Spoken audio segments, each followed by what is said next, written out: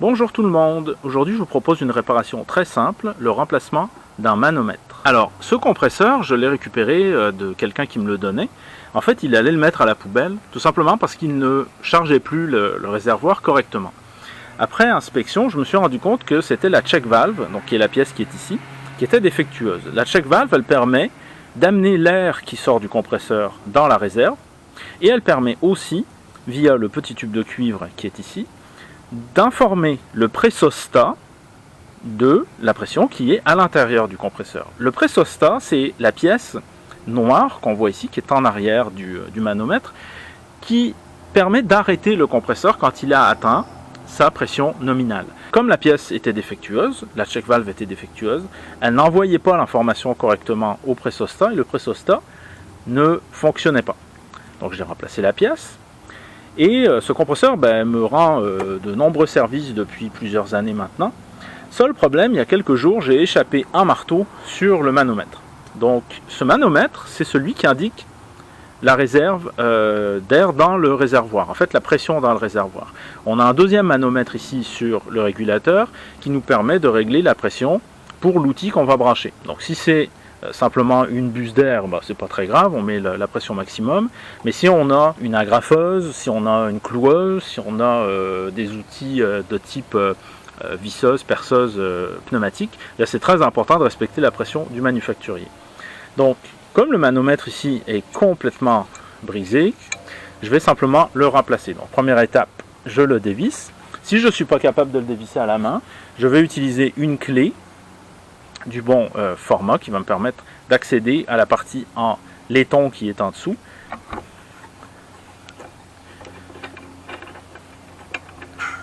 Voilà. Je vais en profiter pour nettoyer le tour.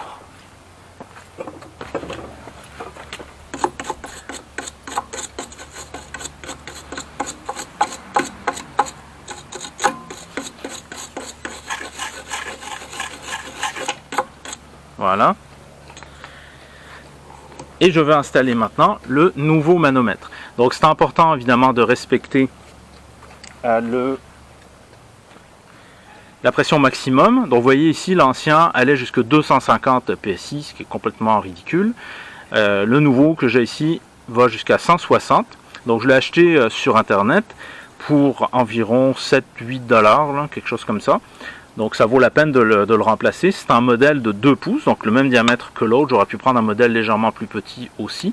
Mais bon, je trouvais que celui-là était facile à lire. Alors avant de l'installer, je vais appliquer un peu de téflon.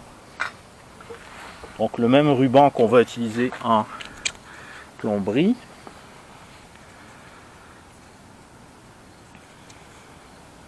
Alors le téflon, quand je l'applique, je vais essayer de ne pas le laisser tomber le nouveau. Donc le téflon, quand je vais l'installer sur les filets, le but c'est qu'il ne se défasse pas quand je vais visser. Donc si je l'installe dans le même sens que les filets, comme ceci en déroulant, quand je vais visser, il va avoir tendance à visser lui aussi.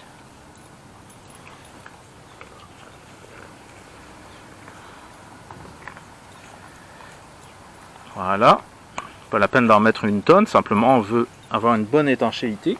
On ne veut pas que le compresseur se décompresse simplement parce qu'il y a une fuite. Et on l'installe.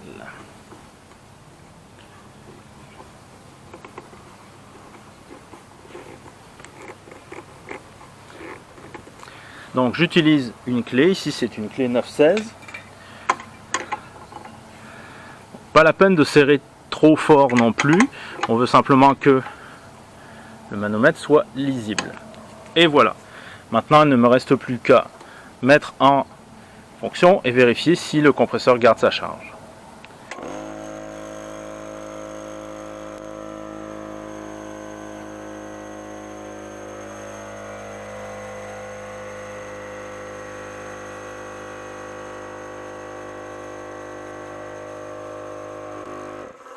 Voilà, donc le compresseur est maintenant arrivé à 100 PSI.